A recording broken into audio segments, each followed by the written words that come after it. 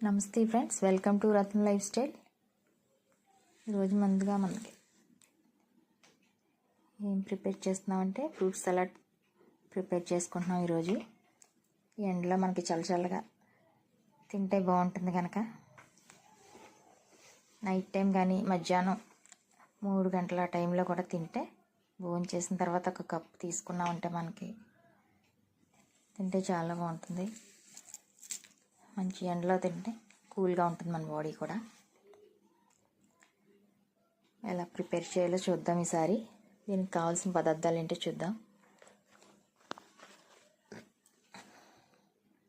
Fruits మనం ఏ కావాలితే వేసుకోవచ్చు, దానికి ఏమి ఇబ్బంది లేదు. అసలు తయారు చేసుకుని ముందుకు ఫ్రిడ్జ్లో పెట్టేసుకుని ముక్కలతో ఇలా ప్రిపేర్ చేసుకున్నాం మనం.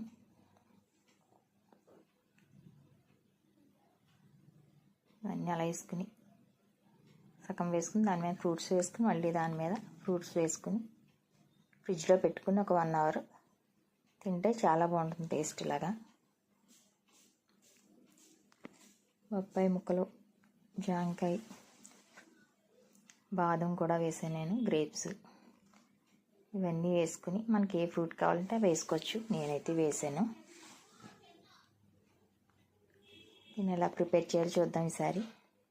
లీటర్ పాలు తీసుకుని, చిక్కడ పాలు బాగా కాయాలి. 2 పొంగులు వచ్చేదాకా కాసి ఒక 10 నిమిషాలు పాలు మరిగిన తర్వాత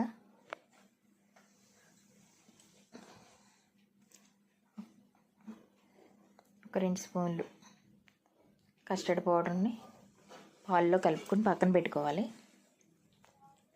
చిన్న గ్లాస్ పాలు వేసుకోవాలి. 2 స్పూన్లు పౌడర్ వేసుకుని చిన్న గ్లాస్తో పాలు పోసుకుని కలుపుకుని ఉండలు లేకుండా కలుపుకుని పక్కన పెట్టాలి. గ్లాస్ పాలు పోసుకుని 2 స్పూన్ల పౌడర్ని గ్లాస్ పాలు పోసుకుని ఉండలు లేకుండా కలుపుకోవాలి. కస్టర్డ్ పౌడర్ని మనం కాగిన పాల్లో కాగుతున్నాయి కదా పాలు, ఒక 10 నిమిషాలు పాలు కాగిన తర్వాత కస్టర్డ్ పౌడర్ కలుపుకున్నది కూడా దాంట్లో వేసేసుకుని కలుపుకోవాలి.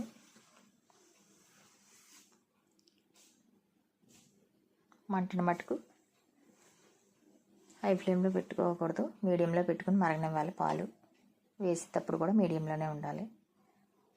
లీటర్ పాలకి 2 స్పూన్ల కస్టర్డ్ పౌడర్ కలిపిన చిన్న గ్లాస్తో పాలు, 1 కప్పు పంచదార